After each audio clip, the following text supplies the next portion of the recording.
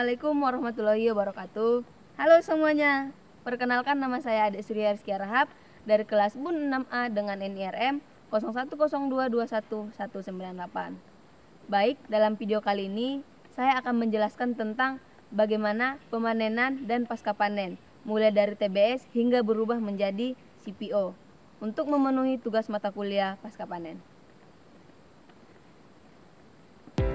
PT London Sumatera Indonesia Terbuka atau yang lebih dikenal dengan Lonsum merupakan perusahaan agroindustri di Indonesia yang bergerak di industri perkebunan. PT Lonsum didirikan oleh pemerintahan Inggris pada tahun 1906 dengan nama Horizon dan Crossroads. Turangi Estate merupakan salah satu kebun di bawah PT London Sumatera Indonesia yang terletak di Kecamatan Bahorok, Kabupaten Langkat, Sumatera Utara. Komoditas Turangi Estate sendiri adalah kelapa sawit yang dimana tanaman ini dapat tumbuh di daerah tropis. Kegiatan pasca panen yang dilakukan di perkebunan Turangi Estate mulai dari perhitungan KBM atau kerapatan buah masak hingga diolah menjadi CPO di pengolahan pabrik kelapa sawit. Perhitungan KBM merupakan kegiatan yang dilakukan sehari sebelum melakukan kegiatan pemanenan. Adapun tujuan dilakukannya presentasi KBM adalah untuk menentukan persen KBM di blok tersebut. Yang kedua, mengetahui berapa total jenjangan di blok tersebut. Kemudian yang ketiga, berapa kilogram tonase di blok tersebut. Yang keempat, berapa jumlah tenaga yang dibutuhkan untuk panen di blok tersebut. Dan yang terakhir, berapa trip dump truck yang dibutuhkan untuk mengangkut TBS pada hari tersebut. Sampel yang mewakili satu blok minimum 5% dengan raw 5, 25, 45, 65, dan seterusnya. Cara menentukan kerapatan buah masak dilakukan yang pertama, perhitungan KBM dimulai dari raw ke-5, kemudian yang kedua, jarak sampel 20 baris atau raw dan dihitung dari pohon pertama baik dari bagian dalam. Kemudian yang terakhir, keterangan pohon diisi ke dalam form KBM yang telah disediakan dengan tanda angka 1 jika keadaannya terdapat buah masak dan tanda X jika ada terdapat pohon yang sudah mati. Setelah perhitungan KBM dilakukan, maka kegiatan panen akan dilakukan di keesokan harinya.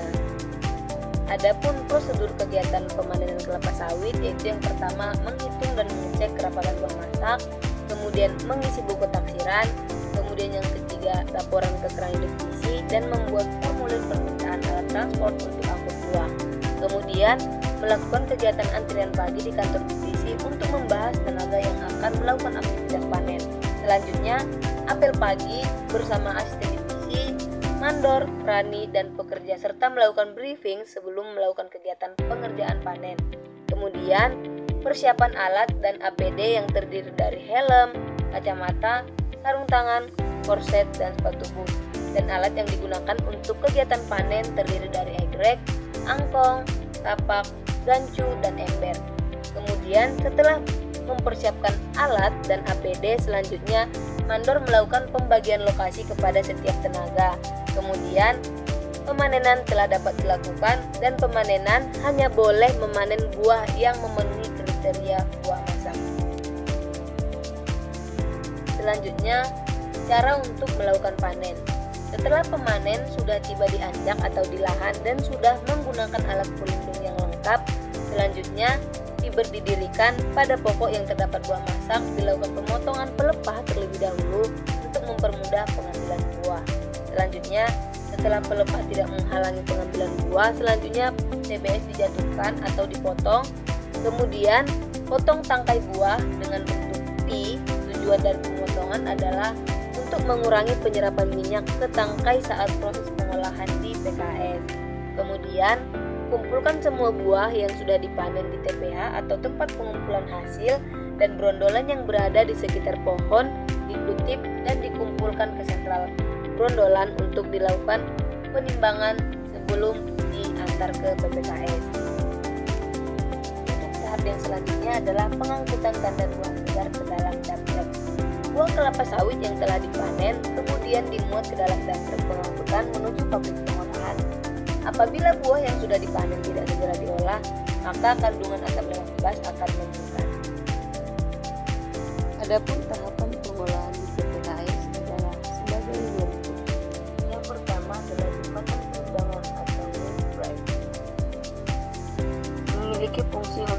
menimbang bahan baku proses, yaitu TBS atau tandan buah segar yang diterima dari para pemilik sawit atau dari kebun untuk diproses dalam pabrik kelapa sawit, dan juga untuk menimbang produksi minyak sawit atau CPO dan kernel atau PK yang akan dikirim pada pihak pembeli,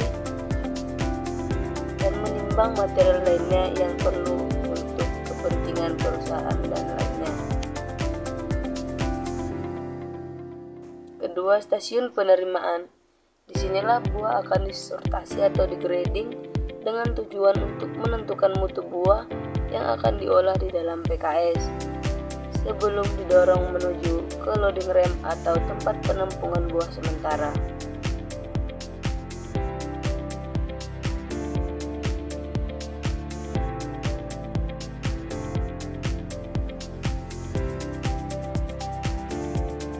Yang ketiga adalah stasiun sterilizer atau perebusan.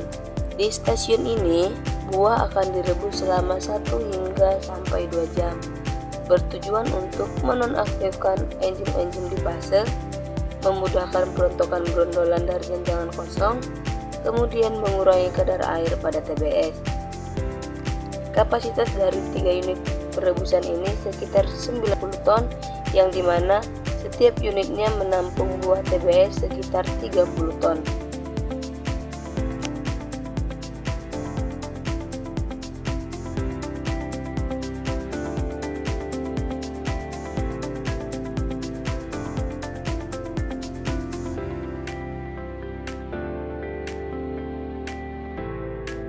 Empat, stasiun thresher.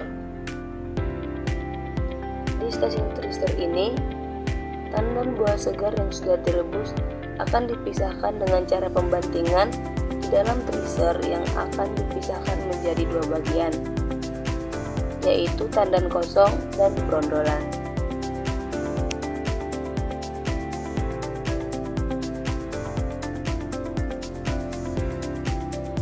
5. Stasiun bunch press. Stasiun ini berfungsi untuk meminimalkan dosis dengan cara memeras jangan kosong dengan menggunakan mesin MT bunch press, di mana kandungan minyak yang ada pada jangan kosong akan diperas dan kembali diolah dalam pabrik.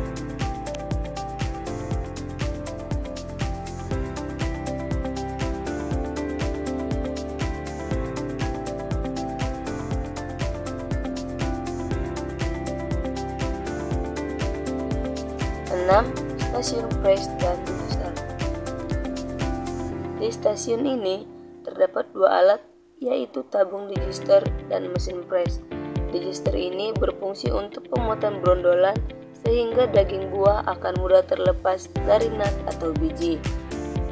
Yang kedua, mesin screw press yang berfungsi untuk mengeluarkan dan memisahkan minyak dari daging yang sudah dilumatkan di dalam digester. Sistem dan cara kerja dari screw press ini yaitu bas skru yang diputar dengan menggunakan tali prometer 10-12 rpm yang berlawanan dan ditahan dengan menggunakan hidrolik pada bagian keluarnya. 7. Stasiun klarifikasi. Stasiun ini memiliki fungsi untuk memisahkan minyak, serat, dan air, bertujuan untuk menghasilkan minyak CPO yang sesuai dengan standar kualitas yang sudah ditentukan.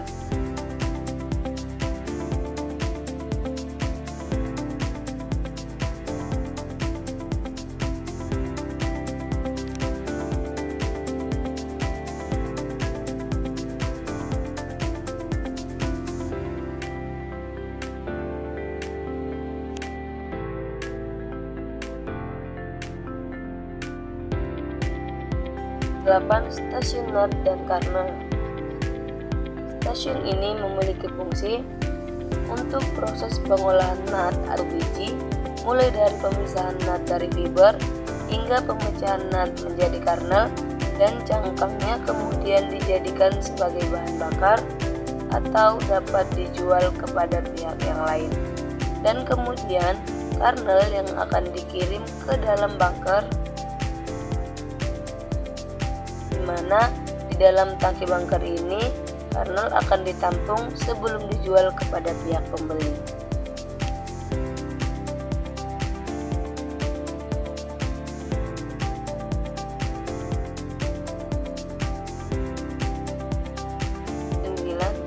Stasiun boiler. Stasiun boiler ini memiliki fungsi untuk mengubah air menjadi uap atau yang biasa juga disebut sebagai steam di dalam dapur boiler, dan steam yang dihasilkan inilah yang akan digunakan untuk membentuk steam dan kebutuhan pengolahan dalam pabrik kelapa sawit, seperti untuk merebus tandan buah segar dan yang lain sebagainya.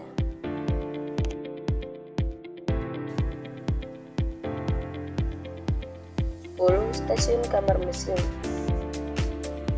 Stasiun ini berfungsi untuk mengkonversi energi gerak dari uap menjadi energi listrik menggunakan turbin, dan tempat mengoperasikan mesin genset dan tempat mendistribusikan uap ke tiap stasiun yang memerlukan steam untuk proses pengolahan dalam pabrik. 11. Stasiun penimbunan PMKS.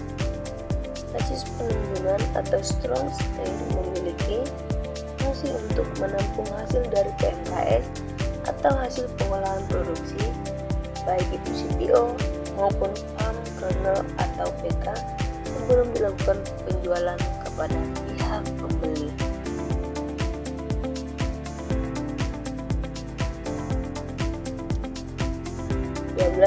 Stasiun limbah.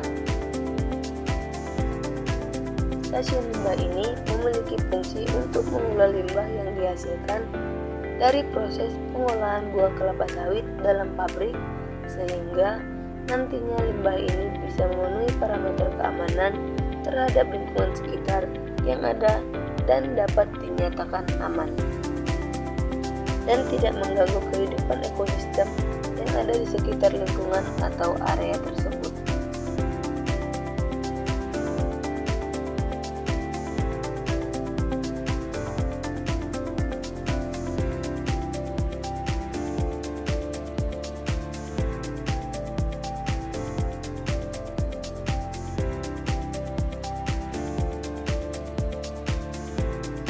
13.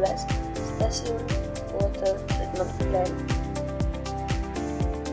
Stasiun treatment plant ini memiliki fungsi untuk mengolah air bertujuan untuk mencapai standar mutu yang diperlukan dalam proses pengoperasian boiler dan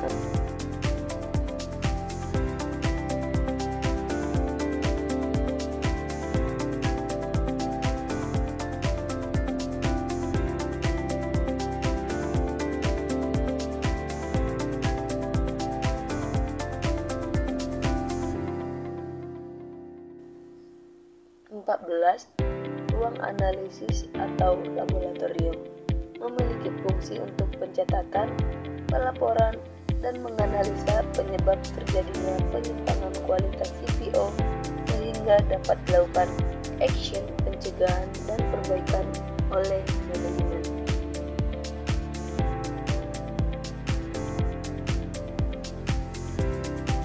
Oke teman-teman, sampai di sini saja video kita. Semoga video ini dapat bermanfaat untuk kita semua. Sampai jumpa.